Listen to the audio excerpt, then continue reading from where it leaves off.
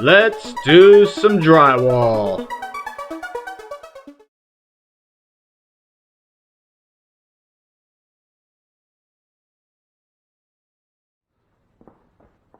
Very large plumbing patch. We had to repipe these, so we're going to patch it in. Good thing is they kept the big cutout piece. It didn't get wet, so it's still reusable.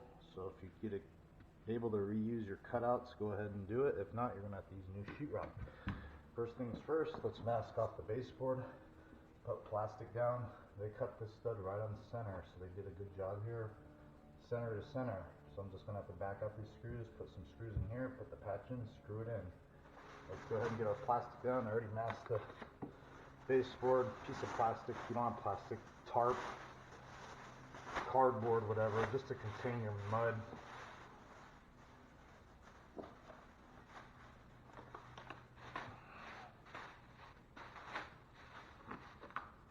Easy enough.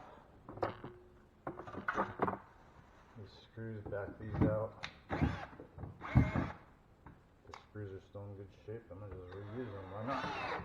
I need to waste materials.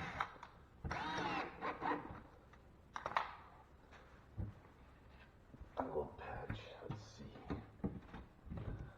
Look at that. That's why we like to reuse the patches. If the cutouts are done nice and square, they should fit in easily, no problem. That's what you want. Ideal cutout right here. This is a little bigger than it should be, but no worries. Same thing here. Start putting screws in. Put screws every, I'd say, 3 to 4 inches.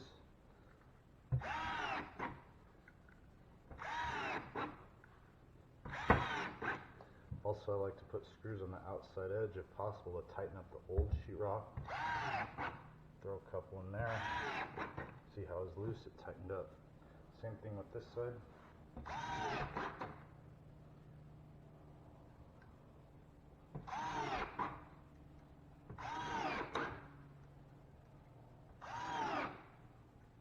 Couple on the outside edge. Just like that. Always get your 6-inch knife and scrape all this area before you tape. Also like to scrape the outside edge around the mud so I don't hit any goobers in my mud work.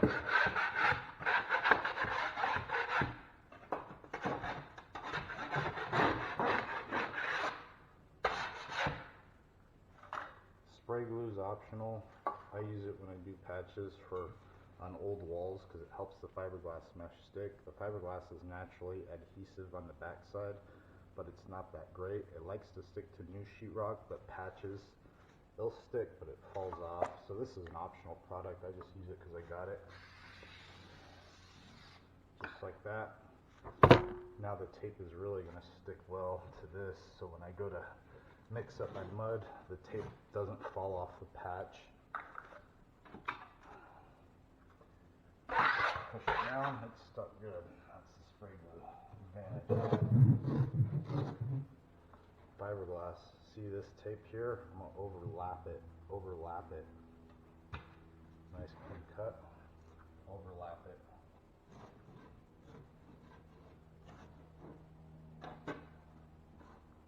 Overlap it. Overlap it. Cut it. Push it all down with your stick. Just like that. Fiberglass. It works good if you use it correctly. It's the best stuff on the market. Other people have different opinions. I warranty my work so I never get crackouts because I use the tape correctly. Now we're ready to first coat. So I'm going to use a first coat. I'm going to use a 5-minute hot mud. Go ahead and mix up your hot mud, or just use a regular joint compound. If you use a joint compound, you have to let it dry overnight, sand it, second coat it, sand it, then texture. With hot muds, you're going to have to mix the hot mud, get the material on, let it start setting up, slick it out, second coat it, slick it out, then texture. Let's go ahead and get this first coated. Alright, use a 12-inch knife. Mud's pretty thick for first coat. What I like to do is always striking the tape first. Strike it in, push the mud in.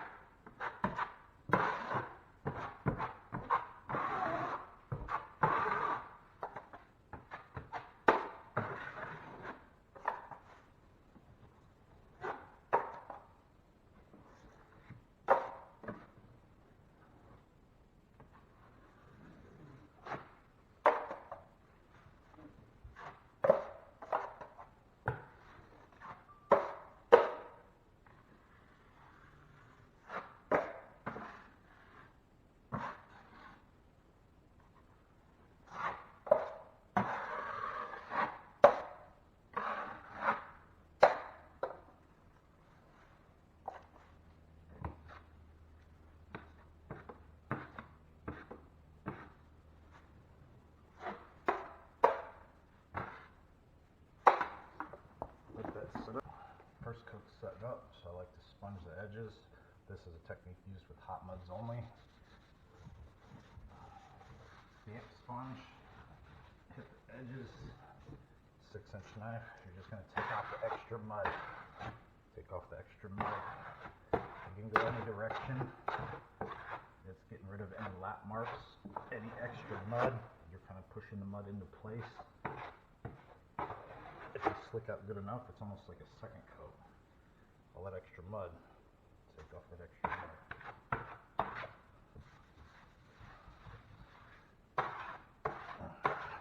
A little more detail around the tape seams.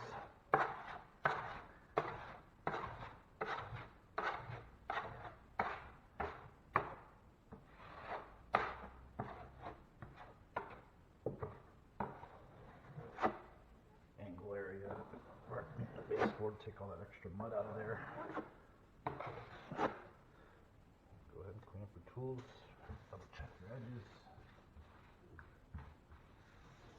It's ready for a second coat. Go ahead and do a second coat. I'm using another 5-minute mud. If you're using joint compounds, just go ahead and do a tight skim coat with a joint compound. I'm going to do a tight coat with a 5-minute hot mud. Go ahead and get ready for your coating process. Second coat's a little thinner than first coat. I don't need much mud. Always go past your first coat mud work.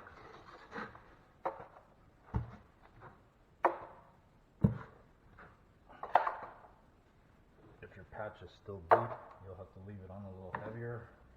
If your patch is pretty smooth, you just got to do a tight skim coat. Feather your edges. Feather your edges.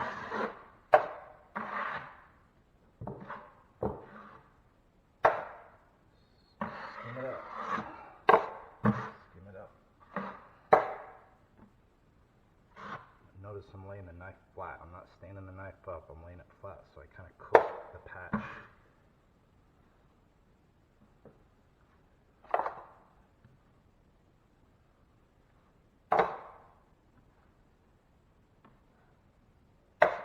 Let that set up. After you let this set up, you slick it out. If it still needs another coat, go ahead and do a third coat. If the third coat's still bad, do a fourth coat. Since I do mudding every day, I can get away with doing 2 coats on my patches. If you're a rookie, you might need 3 to 4 coats before texture. But go ahead and just let this set up. This is, again, hot muds. Go ahead and clean up your tools.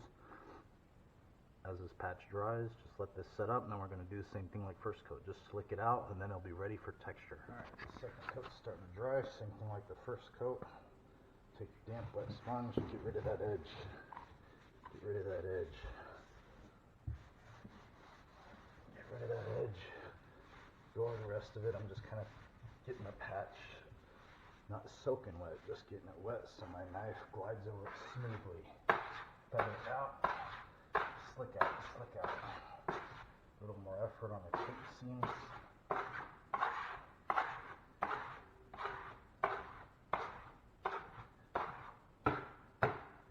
Around the detail, get real tight and clean.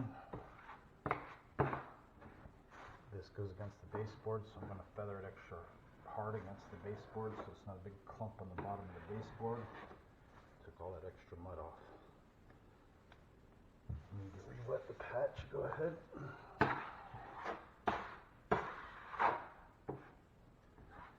Any blemishes, you can take the mud on your knife and just fill in.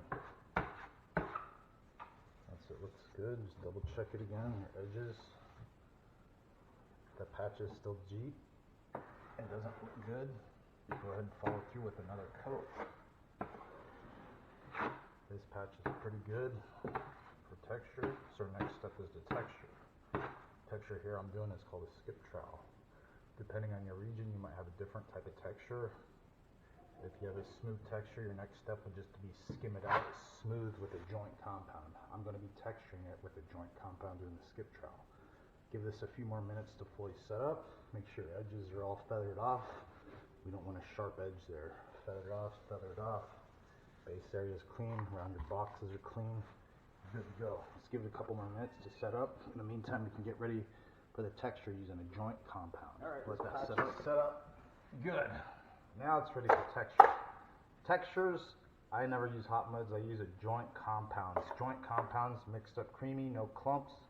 If you have clumps in your mud, you might have to strain it through like a mesh strainer or like a spaghetti strainer.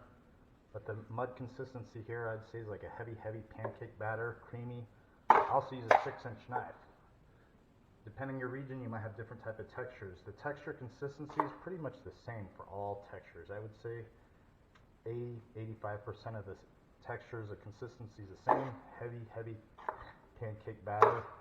If this was just a smooth patch or you weren't comfortable doing the texture matching, at least just do another tight skim coat with a joint compound. That'll make a perfectly smooth patch, and that's good enough. At least it's patched up. For me, I gotta match these textures, and here's a skip trowel. This skip trowel kind of looks like it's going up and down every which way, but you want to kind of follow the pattern next to the patch, so you blend it in.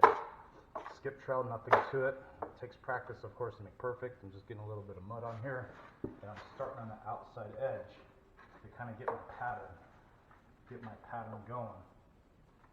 It takes a little practice to know I'm not pushing down hard on the knife. I'm not pushing down. The knife is kind of gliding over it.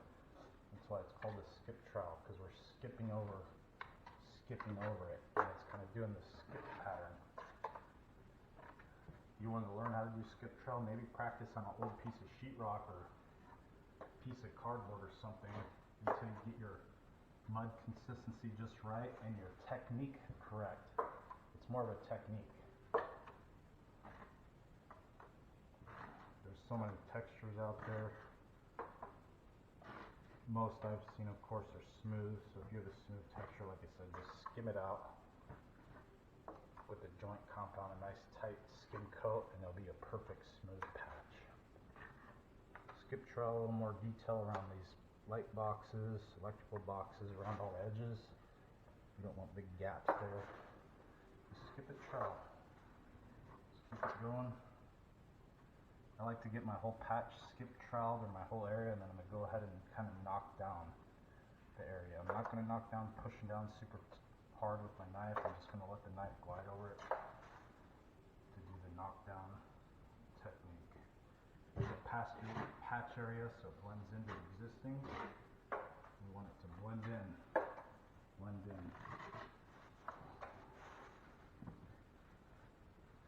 I have several videos on the channel, a playlist just for patches like this, plumbing patches.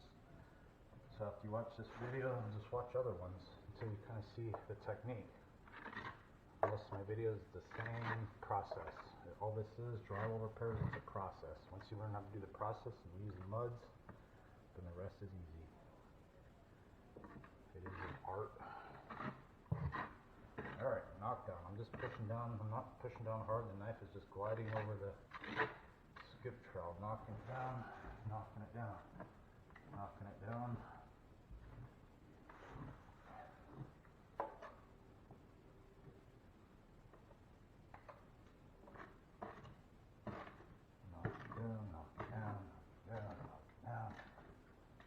Any light areas with the skip trowel, you can go in and you can put some extra skip on the lighter areas.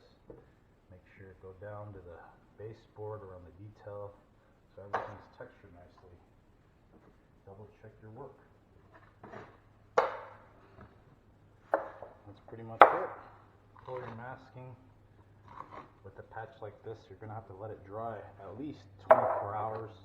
After 24 hours, you'll have to sand it. Always sand skip trowel textures. You sand it with 150 grit to 220 grit sandpaper or a fine or medium sanding block, primer then paint. Always primer drywall. Most primers are sold at the home stores. They're called a PVA drywall sealer. What that does, it seals the pores in the mud. The mud's absorbent, so it's going to soak up coat after coat of paint. So that's why I use a primer sealer on new drywall patches. So when you go to paint, the paint just goes over the patch. It doesn't try to soak into the center of the patch where it's real heavy mud. Also, like I said, I have a playlist of patches like this, plumbing patches, stuff like this. So go ahead and jump in the channel, watch all the plumbing videos, leave a comment, send me a like. Thank you for subscribing.